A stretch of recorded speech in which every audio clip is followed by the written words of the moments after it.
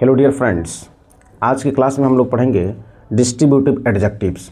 तो आइए चलते हैं डिस्ट्रीब्यूटिव एडजेक्टिव की तरफ और काफ़ी शानदार तरीके से मैं इस चीज़ को एक्सप्लेन करूंगा क्योंकि इसमें बहुत रिमार्केबल कॉन्सेप्ट्स आपको देखने को मिलेंगे।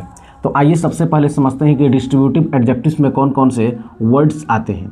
तो डिस्ट्रीब्यूटिव एडजेक्टिव्स जो होते हैं वो होता है आपका each, every, either and neither। Neither are called distributive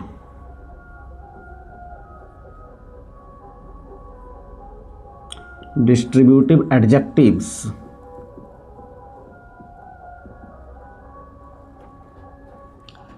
when they are followed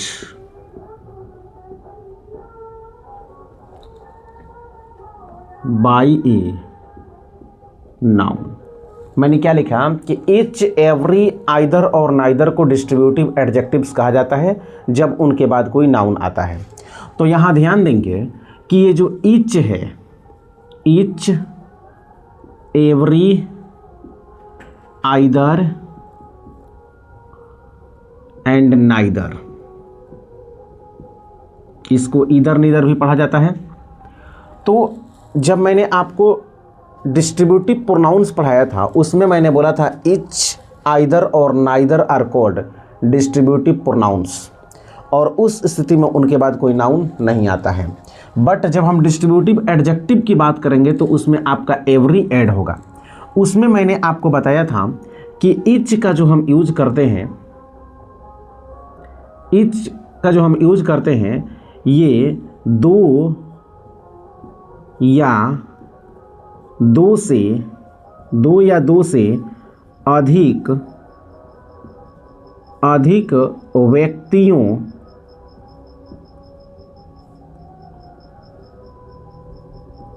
या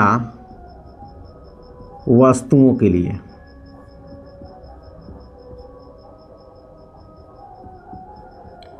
आप ऐसे भी लिख सकते हैं each is used for two or more than two. Each is used for two or more than to, यानी कि each का यूज दो या दो से अधिक के लिए करते हैं। ठीक है।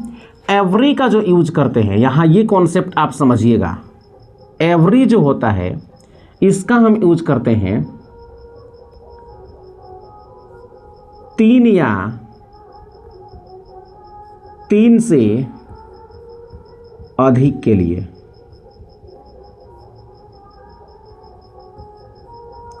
तीन या तीन से अधिक के लिए। ईदर का जो यूज करते हैं, मीन्स आइदर का जो यूज करते हैं वो दो में से एक के लिए। दो में से एक के लिए हम किसका यूज करते हैं? ईदर का यूज करते हैं, मीन्स आइदर का यूज करते हैं। और नाइदर जो होता है ये दोनों में से कोई नहीं के सेंस में, दोनों में से कोई नहीं के सेंस में हम नाइदर का यूज करते हैं। तो यहां आपके दिमाग में सबसे पहला क्वेश्चन होगा, ये आपका प्रोनाउन में ही क्लियर है, ईच, आइदर और नाइदर प्रोनाउन में ही क्लियर है। बट जब ईच के साथ एवरी आ रहा है यहाँ पे डिस्ट्रीब्यूटिव एडजेक्टिव में, तो आपके दिमाग में ये जरूर क्वेश्चन होगा कि ईच और एवरी में क्या अंतर है, means what is the difference between each and every. So यहाँ पे आप कंसंट्रेशन बनाए रखें, मैं इस चीज़ को क्लियर कर रहा हूँ।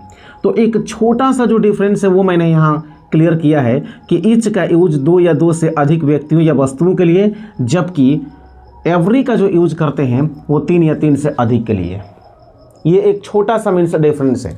अब मैं बता रहा हूं, देखिए एक डिफरेंस ये हो गया। दूसरा, each can function, each can function as a pronoun but every can't. मतलब क्या लिखा मैंने कि इच जो है वो प्रोनाउन के रूप में फंक्शन कर सकता है। मीन्स इच का यूज आप प्रोनाउन के रूप में कर सकते हैं बट एवरी का यूज नहीं कर सकते हैं। मैं ये चीज़ आपको बताऊंगा। नेक्स्ट है आपका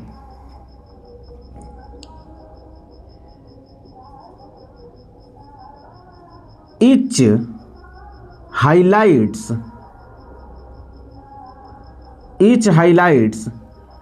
individual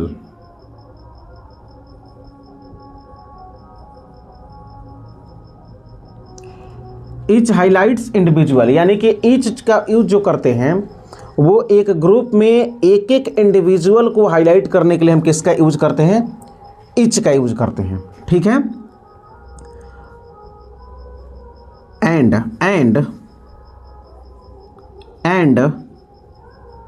every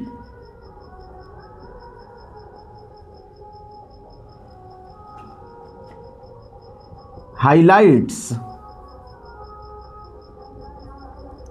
the collective. Means उस पूरे ग्रुप को हाईलाइट करने के लिए हम किसका यूज करते हैं? एवरी का यूज करते हैं। ठीक है। अब देखिए यहां मैं आपको समझा दूं कुछ एग्जाम्पल दे करके। जैसे मैं बोलूं कि each student has a pen. हर एक स्टूडेंट के पास एक मीन्स पेन है, तो स्टूडेंट यहाँ पे क्या आ गया? नाउन आ गया। तो इच यहाँ पे क्या होगा? आपका डिस्ट्रीब्यूटिव एडजेक्टिव होगा। ठीक है। अब अगर मैं यहाँ पे लिखूं कि every student is responsible for this, इसके लिए मीन्स हर एक स्टूडेंट क्या है? रिस्पॉन्सिबल है। तो यहाँ पे मैं मीन्स जिन स्टूडेंट्स की मैं बात कर रहा हूँ, जो स्टूडेंट ग्रुप में बैठे हुए हैं, उस पूरे ग्रुप को मैं एज ए होल ट्रीट कर रहा हूँ। तो वहाँ पे हम किसका यूज किए हैं? एवरी का यूज किए हैं। ठीक है। एवरी इंडिविजुअल पर मीन्स ग्रुप के एक एक मेंबर पर इंडिविजुअली इम्फेसिस करने के लिए हम इच का यूज किए हैं, और पूरे ग्रुप पर मीन्स एज ए होल हम उस पर इम्फेसिस करने के लिए, पूरे ग्रुप को डिनोट करने के लिए हमने किसका यूज किया है? एवरी का यूज किया है। दूसरा चीज मैंने आपको एक और चीज यहां पे बताया कि इच का जो यूज करते हैं वो दो के लिए कर सकते हैं और दो से ज्यादा के लिए भी कर सकते हैं, बट एवरी का जो यूज करते हैं वो 3 या 3 से अधिक के लिए, मीन्स 2 के लिए आप एवरी का यूज नहीं कर सकते हैं। इस बात को हमेशा ध्यान में रखेंगे दोस्त। अब इसी इच और एवरी को मैं आपको एक दूसरे एग्जाम्पल की हेल्प से समझा रहा हूं कि अगर मैं लिखता हूं कि शी और a ring on each hand. ठीक है। तो यहां पे ईच का यूज जो है वो बिल्कुल सही है, बट इसी चीज को अगर आप ऐसे लिखते हैं कि शी और ए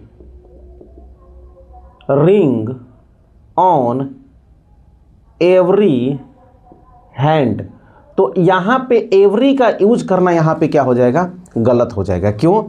क्योंकि मैंने अभी आपको बताया कि इच का यूज 2 के लिए भी कर सकते हैं और मोर देन 2 के लिए भी कर सकते हैं। मीन्स 2 के लिए भी कर सकते हैं और 2 से ज़्यादा के लिए भी कर सकते हैं, बट एवरी का यूज हम 3 या 3 से ज़्यादा के लिए करते हैं। मीन्स 3 से कम के लिए नहीं कर सकते हैं। इसलिए यहाँ पे एवरी का यूज करना क्या होगा? गलत होगा। क्लियर हुआ? तो आई थिंक कि ये चीज़ आपको समझ में आ गया होगा। अब आइए ईदर का अगर बात करें तो ईदर वे इज सेफ, यानी कि दोनों में से कोई एक रास्ता जो है वो क्या है? सेफ है, सुरक्षित है, तो ईदर का यूज हम दो में से एक के लिए करते हैं। जैसे ईदर गर्ल वॉज गिल्टी, यानी कि दोनों में से कोई एक लड़की जो थी वो दोषी थी।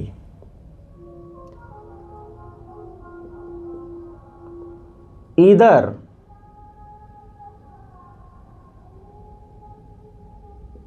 Peon is responsible for this, यानी कि दोनों में से एक प्यून जो है वो इसके लिए क्या है, रिस्पॉन्सिबल है। उसके बाद नीदर का जो यूज करते हैं, ईदर बोलिए या नीदर बोलिए, नाइदर बोलिए, नाइदर बॉय इज इनोसेंट, यानी कि दोनों में से कोई भी लड़का निर्दोष नहीं है, इनोसेंट नहीं है। नीदर रोड इज सेफ, दोनों में से कोई भी रास्ता सेफ नहीं है। तो दोनों में से कोई भी नहीं के सेंस में हम नीदर का यूज करते हैं, ठीक है। और जब दो से ज़्यादा होगा और उसमें से कोई नहीं के सेंस में हम किसका यूज करते हैं, ये मैंने आपको मीन्स प्रोनाउन के भी क्लास में बताया था कि दोनों में से कोई नहीं के सेंस में हम लोग नोन का यूज करते हैं, ठीक है। तो आई थिंक कि ये आपका डिस्ट्रीब्यूटिव एडजेक्टिव्स जो है वो क्लियर हो गया होगा। इसमें सबसे ज़्यादा इम्पोर्टेंट कॉन्सेप्ट है जो कि आपको मीन्स कोई भी आपसे पूछ सकता है या एग्जामिनेशन में भी पूछे जाते हैं, वो ये है दोनों, ईच एंड एवरी। ईच और एवरी का जो कॉन्सेप्ट है वो बहुत ही मीन्स माइक्रो थिंकिंग वाला है, इसलिए आप ईच एंड एवरी पर थोड़ा सा फोकस करेंगे और इस चीज़ को आप पूरी तरह से क्या कर लेंगे, क्लियर कर लेंगे। People often get confused in this two terms, इन दो टर्म में लोग जो हैं वो अक्सर क्या होते हैं, कंफ्यूज होते हैं, but you don't need to be confused, आपको कंफ्यूज होने की ज़रूरत नहीं है। क्लियर हुआ?